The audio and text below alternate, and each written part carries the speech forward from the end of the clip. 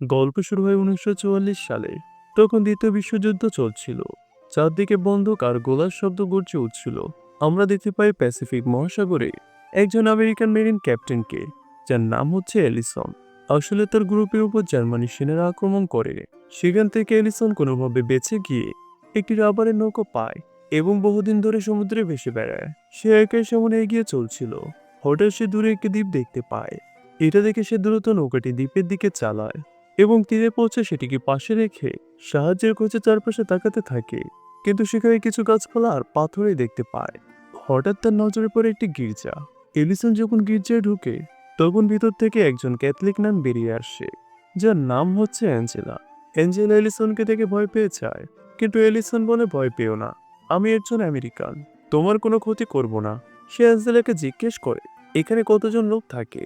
Angela উত্তর দেয়, আমি এখানে একাই থাকি। এটা শুনে এলিসন প্রথমে বিশ্বাস করতে পারে না। অ্যাঞ্জেলা তাকে নিজের আশ্রয় নিয়ে যায় এবং খাবার দেয়। এলিসন আবার জানতে চায়, তুমি এখানে একা কেন থাকছো?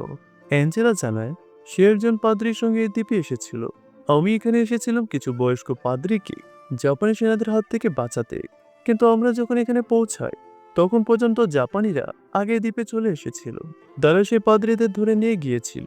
যুদ্ধের পরিস্থিতি দেখে আমরা ঠিক করি কিছুদিন এখানেই লুকিয়ে থাক। কিন্তু কয়েকদিন পর যে পাদ্রীর সঙ্গে আমি এখানে এসেছিলাম, তার শরীর খারাপ হয়ে যায় এবং তিনি এখানেই মারা যান। তারপর থেকে আমি এখানে একাই বসবাস করছি। আমার মানুষজন ভেবেছিল জাপানি সেনারা আমাকেও ধরে নিয়ে গেছে, তাই কেউ আমাকে বাঁচাতে আর আসেনি।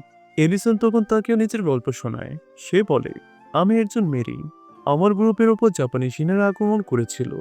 আমি কোনোভাবে প্রাণ বাঁচিয়ে এখানে পৌঁছেছি। এরপর এলিসন কিছুক্ষণ বিশ্রাম নেয়। যখন সে ঘুম থেকে ওঠে, তখন দেখে অ্যাঞ্জেলা মোমবাতি জ্বালিয়ে ঈশ্বরের কাছে প্রার্থনা করছে এবং তার কাছ থেকে দিক নির্দেশনা চাইছে। এরপর দুজন বাইরে খাবারের জন্য বের হয়। এডিসন গাছে ওঠে নারকেল এবং ফল সংগ্রহ করে অ্যাঞ্জেলাকে দেয়। কিন্তু এডিসনের শরীরের জন্য শুধু ফল যথেষ্ট নয়, তার প্রোটিনও দরকার ছিল। ঠিক তখনই সে সমুদ্রে একটি কচ্ছপ দেখতে পায়। এটা দেখে সে দড়ি আর কাঠ নিয়ে রাফটে উঠে বসে। অ্যাঞ্জেলাও তার সঙ্গে বসে এবং দুজন কচ্ছপের দিকে এগোতে থাকে। কিন্তু এলিসনের জন্য কচ্ছপ ধরা এত সহজ ছিল না। চেষ্টা করতে গিয়ে সে সমুদ্রে পড়ে যায়। তবে অ্যাঞ্জেলার সাহায্যে সে কচ্ছপ ধরে আবার রাফটে উঠে আসে। এরপর এলিসন দ্বীপে ফিরে গিয়ে কচ্ছপ রান্না করে খায়। সে অ্যাঞ্জেলাকে বলে, এই দ্বীপে আমাদের সবকিছু আছে। যদি কেউ আমাদের উদ্ধার করতে নাও আসে, তবু আমরা এখানে বেঁচে থাকতে পারবো। অ্যাঞ্জেলা তাকে জিজ্ঞেস করে, তোমার ঘরে কে কে আছে? এলিসন উত্তর দেয়, আমি অনাথ। আমি 14 বছর পর্যন্ত অনাথ আশ্রমে থেকেছি। পড়াশোনা শেষ করার পর আমি আর্মিতে যোগ দেওয়ার সিদ্ধান্ত নেই, কারণ আমি আমার দেশের জন্য কিছু করতে চেয়েছিলাম। অ্যাঞ্জেলো তাকে জানায়, আমিও অনাথ, আমি ঈশ্বরে খুব ভরসা করি, তাই নান হওয়ার সিদ্ধান্ত নিয়েছি। এতে আমি অনেক খুশি পাই, আর আমি চাই মানুষকে সঠিক পথে চালিত করতে। এলিসন আর অ্যাঞ্জেলা একে অপরের থেকে অনেকটাই আলাদা ছিল। অ্যাঞ্জেলা খুব শান্ত স্বভাবের। সে ঈশ্বরে অগাধ বিশ্বাস করে এবং নিয়মিত প্রার্থনা করে। Let's hope for the best time, অত সবকিছু ভালো হবে ভেবে আশা করে। কিন্তু এলিসন ঈশ্বরে এতটা বিশ্বাস করে না। সে একটু কঠিন স্বভাবের মানুষ। পরের দিন এলিসন আর অ্যাঞ্জেলা আকাশে জাপানি যুদ্ধ বিমান দেখতে পায়। এটা দেখে এলিসন অ্যাঞ্জেলাকে নিয়ে লুকিয়ে পড়ে, কারণ যদি তারা ধরা পড়ে, তাহলে দুজনের জীবনে ঝুঁকি মুখে পড়বে। এলিসন অ্যাঞ্জেলাকে বলে, আমাদের কয়েকদিন লুকিয়ে থাকতে হবে।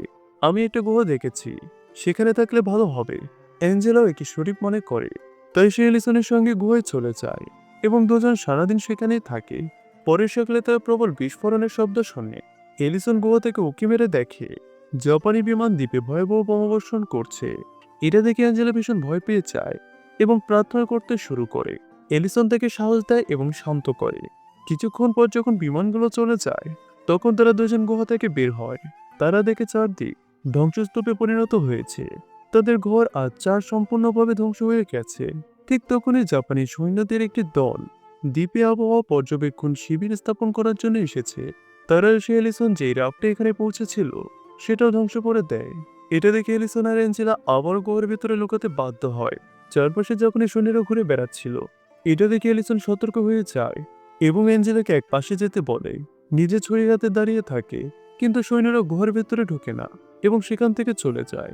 এরপর অ্যাঞ্জেলা এলিসনকে বলে, আমি নিজেকে জাপানি সৈন্যদের হাতে তুলে দেব। আমার মতো একজন নানকে তারা কিছু করবে না বলে আশা করি। এতে তোমার সুযোগ হবে এখান থেকে পালানো। তাছাড়া আমাদের কাছে খাবারও কিছু নেই। কিন্তু এলিসন তার কথা মানে না। এবং তাকে বলে, আমরা এই ঝুঁকি নিতে পারি না। তারা তোমার সঙ্গে যে কোনো কিছু করতে পারে। আমাদের এখানে লুকিয়ে থাকতে হবে। সন্ধ্যায় এলিসন গুহা থেকে বের হয়। সে দেখে জাপানি সৈন্যরা অনেকগুলো ক্যাম্প বানিয়ে ফেলেছে। তাদের এড়িয়ে এসে অন্যদিকে মাছ ধরতে চায়, কিন্তু কিছু জাপানি সৈন্যরা তাকে দেখে ফেলে। তখন এলিসন মৃত হওয়ার ভান করে। এটা দেখে সৈন্যরা কোনো সন্দেহ করে না এবং সেখান থেকে চলে যায়। এরপর এলিসন মাছ ধরে আবারও গুহায় ফিরে আসে। সে এসে অ্যাঞ্জেলার সঙ্গে মাছ খেতে বসে, কিন্তু অ্যাঞ্জেলা নান হওয়ার পর মাছ খাওয়া ছেড়ে দিয়েছিল। কিন্তু এখানে খাওয়ার মতো কোনো কিছু ছিল না, তাই তাকে বাধ্য হয়ে মাছ খেতে হয়। কিন্তু কাঁচা মাছ তার হজম হয় না, যার ফলে সে বমি করে ফেলে। তারপর অ্যাঞ্জেলা কিছু না খেয়ে ঘুমাতে চলে যায়। কিছুক্ষণ পর যখন অ্যাঞ্জেলা ঘুমাচ্ছিল, তখন এলিসন চুপচাপ গুহা থেকে বের হয়। সে জাপানের সৈন্যদের কার্যকলাপ লক্ষ্য করতে থাকে, তাই নিজের মুখ কালো করে নেয় যাতে কেউ তাকে ঠিক মতো চিনতে না পারে। যখন সুযোগ পায় তখন সে নিঃশব্দে তাদের ক্যাম্পে ঢোকে এবং খাবার জিনিসপত্র ব্যাগে ভরতে থাকে। ঠিক তখন এক সৈন্য সেখানে চলে আসে। ফলে এলিসনকে লুকিয়ে একদম চুপচাপ করে থাকতে হয়। তার পালানোর সুযোগও মেলে না এবং পরিস্থিতি খুব বিপজ্জনক হয়ে ওঠে। তাই তাকে পুরো রাত সেখানেই কাটাতে হয়। পরে সকালে যখন সব জাপানি সৈন্য ক্যাম্পের বাইরে ট্রেনিংয়ে ব্যস্ত থাকে, তখন এলিসন আস্তে আস্তে ব্যাগ নিয়ে অদৃশ্যভাবে বের হয়ে আসে এবং একটি জায়গায় গিয়ে লুকিয়ে পড়ে। ওদিকে অ্যাঞ্জেলা ঘুম থেকে উঠে সে গুহায় এলিসনকে খুঁজে পায় না। এটা দেখে সে ভয় পেয়ে যায় এবং ভাবে হয়তো এলিসন মারা গেছে, তাই সে কাঁদতে শুরু করে। এদিকে এলিসন জাপানি সৈন্যদের এড়িয়ে গুহায় ফিরে আসে। তাকে তখন সুস্থ স্বাভাবিক দেখে অ্যাঞ্জেলা খুব খুশি হয়। এলিসন তাকে বলে, আমি খাবারের জন্য ক্যাম্পে গিয়েছিলাম। এটা শুনে অ্যাঞ্জেলা তার উপর রেগে যায়। সে বলে, তুমি আমাকে না জেনে চলে গিয়েছিলে কেন? কারণ আমি তোমাকে না দেখে অনেক ভয় পেয়ে গিয়েছিলাম। তখন এলিসন বলে, আগামীবার আমি এমন করব না। পরের দিন এলিসন অ্যাঞ্জেলাকে একটি ফুল এবং একটি চিরুনি উপহার দেয়। এগুলো দেখে অ্যাঞ্জেলা খুব খুশি হয়ে যায়। সে অ্যাঞ্জেলাকে জিজ্ঞেস করে, তুমি কি নারীর মতো জীবন ছেড়ে একটি সাধারণ জীবনযাপন করতে চাও না? এতে অ্যাঞ্জেলা বলে, সে এখনো তার শেষ প্রতিজ্ঞা নেয়নি। নান হওয়ার জন্য 5 বছর সময় দেওয়া হয় যাতে ঠিকঠাক সিদ্ধান্ত নেওয়া যায়, এবং সে এখনো সেই সিদ্ধান্তে পুরোপুরি অটল নয়। আসলে এলিসনের অ্যাঞ্জেলাকে ভালো লাগতে শুরু করেছে, তাই সে চায় না যে অ্যাঞ্জেলা সম্পূর্ণভাবে নান হয়ে যাক। ঠিক তখনই তারা বাইরে থেকে কিছু শব্দ শুনতে পায় এবং তারা দেখতে পায় জাপানি সৈন্যরা দ্বীপ ছেড়ে চলে যাচ্ছে, যা দেখে দুজনে অনেক খুশি হয়। জাপানি ক্যাম্পে ফেলে যাওয়া জিনিসপত্র থেকে এখন তাদের আর খাবারের কষ্ট থাকে না। এরপর এলিসন অ্যাঞ্জেলাকে বলে, সে ছোটবেলা থেকে অনেক একা, সে অনেক কষ্ট সহ্য করেছে, কিন্তু এখন সে অ্যাঞ্জেলার সঙ্গে সুখে থাকতে চায় এবং তাকে বলে, আমি তোমাকে ভালোবাসতে শুরু করেছি, তাই চাই তুমি নান হওয়ার ইচ্ছা বদলে ফেলো এবং যুদ্ধ শেষ হলে আমাকে বিয়ে করে ফেলো। এটা শুনে অ্যাঞ্জেলা অবাক হয়ে যায় এবং তাকে বলে, সে নিজেকে ঈশ্বরের কাছে উৎসর্গ করেছে, তাই সে তার ঈশ্বরকে ঠকিয়ে কারোর সঙ্গে থাকতে পারবে না। তখন এটা শুনে এলিসনের অনেক কষ্ট লাগে, কিন্তু সে বলে, যদি আমার কথায় তোমার কষ্ট হয়ে থাকে তাহলে আমাকে ক্ষমা করে দিও। রাতে তারা খাবারের পর বসে থাকে। তখন এলিসনের হাতে জাপানি মদের বোতল আসে, ফলে সে অনেকটা খেয়ে ফেলে। নেশার ঘরে সে অ্যাঞ্জেলার প্রতিজ্ঞাকে অর্থহীন বলতে শুরু করে। সে বলে তার এই দ্বীপে আদম আর ইভের মতো বন্দী হয়ে আছে। এটা শুনে অ্যাঞ্জেলা দুঃখী হয়ে বৃষ্টির মধ্যে জঙ্গলের দিকে চলে যায়। সে জঙ্গলের মধ্যে দৌড়াতে থাকে এবং ঠান্ডার কারণে সেখানেই ঘুমিয়ে পড়ে, কিন্তু তাকে কোনোভাবে খুঁজে পায় না। পরের সকালে সে অ্যাঞ্জেলাকে অচেতন অবস্থায় খুঁজে পায়। এরপর এলিসন অ্যাঞ্জেলাকে কোলে তুলে ক্যাম্পের দিকে নিয়ে আসে।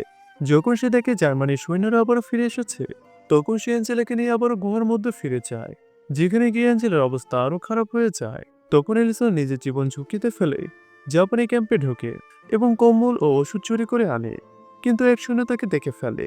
তাকে এড়িয়ে বাঁচার জন্য এলিসন তাকে ছুরি মারে এবং কৌশলে লাশ লুকিয়ে ফেলে। ফিরে এসে তাড়াতাড়ি অ্যাঞ্জেলার ভেজা কাপড় বদলায় এবং তাকে ওষুধ খাওয়ায়। তারপর সে প্রথমবার নিজে প্রার্থনা করে। পরের দিন সকালে অ্যাঞ্জেলা জ্ঞান ফিরে পায় এবং সে জিজ্ঞেস করে তার কাপড়কে বদলিয়েছে। তখন এলিসন জানায় তার অবস্থা দেখে সেই নিজে বদলিয়ে দিয়েছে। এর জন্য এলিসন তার কাছে ক্ষমা চায় আর তাকে বলে, গতকাল সে যা বলেছিল সবকিছু ছিল নেশার ঘরে। এটা বুঝতে পেরে অ্যাঞ্জেলা তাকে ক্ষমা করে দেয়। ঠিক তখনই বাইরে বোমার শব্দ শোনা যায়। এলিসন জানার জন্য বাইরে গিয়ে দেখে, সে দেখতে পায় দ্বীপে জাপানি সৈন্যরা আবারও বোমা বর্ষণ শুরু করেছে, কারণ তাদের একজন সৈন্যকে এলিসন মেরে ফেলেছিল। এই বিষয়টা তারা জেনে গেছে, তাই তারা এখন এলিসনকে মারার জন্য চারদিকে খুঁজছে। এদিকে এলিসন অ্যাঞ্জেলাকে বলে, যখন সে চাঁদের আনতে গিয়েছিল একজন সৈন্য তাকে দেখে ফেলে, তখন আত্মরক্ষার জন্য তাকে বাধ্য হয়ে মারতে হয়েছিল। এটা শুনে অ্যাঞ্জেলার খুব কষ্ট হয় এবং সে ঈশ্বরের কাছে ক্ষমা চায়। অন্যদিকে কিছু জাপানি সৈন্য খুঁজতে খুঁজতে গুহার কাছাকাছি পৌঁছে যায়। তাদের একজন বলে, যদি কেউ ভেতরে থাকে তবে দ্রুত বেরিয়ে আসো, না হলে আমরা গুহায় গ্রেনেড ছুড়ে দেব। এদিকে এলিসন আর অ্যাঞ্জেলার সামনে মাত্র দুইটা পথ থাকে, হয়তো আত্মসমর্পণ করবে, নয়তো গ্রেনেডের হামলায় মরে যাবে। তারা কোনো সিদ্ধান্ত নিতে পারছিল না, প্রচন্ড পরিমাণে ভয়ে কাঁপছিল।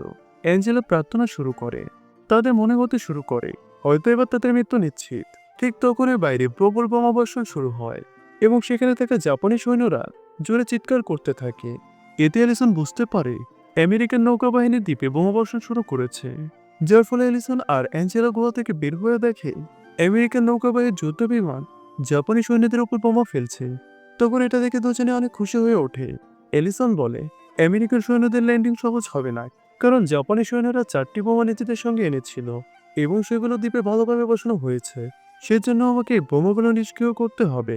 এলিসন অ্যাঞ্জেলাকে বলে, ঈশ্বরও চাই আমি আমেরিকার সৈন্যদের সাহায্য করি।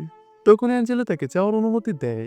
এলিসন গুহা থেকে বের হয় এবং দেখে বেশিরভাগ জাপানি সৈন্য মারা গেছে। সে তখন নিজেকে বোমা থেকে বাঁচিয়ে দৌড়াতে থাকে এবং এক এক করে সব বোমাগুলো নিষ্ক্রিয় করতে শুরু করে। এই সময় সে বোমাবর্ষণের কারণে আহত হয়, কিন্তু সে এরপরও থামে না, কোনোভাবে সে সব বোমা নিষ্ক্রিয় করে দেয়, যার ফলে অনেক আমেরিকান সৈন্যের জীবন বাঁচে। এরপর আমেরিকান নৌকাবাহিনী বোমাবর্ষণ বন্ধ করে। অ্যাঞ্জেলা গুহা থেকে বের হয় এবং এলিসনকে আহত দেখার পর চিৎকার শুরু করে। এলিসন অ্যাঞ্জেলাকে বলে, এখন আমাদের আলাদা হওয়ার সময় এসেছে এবং সম্ভবত আমাদের আর কখনো দেখা হবে না।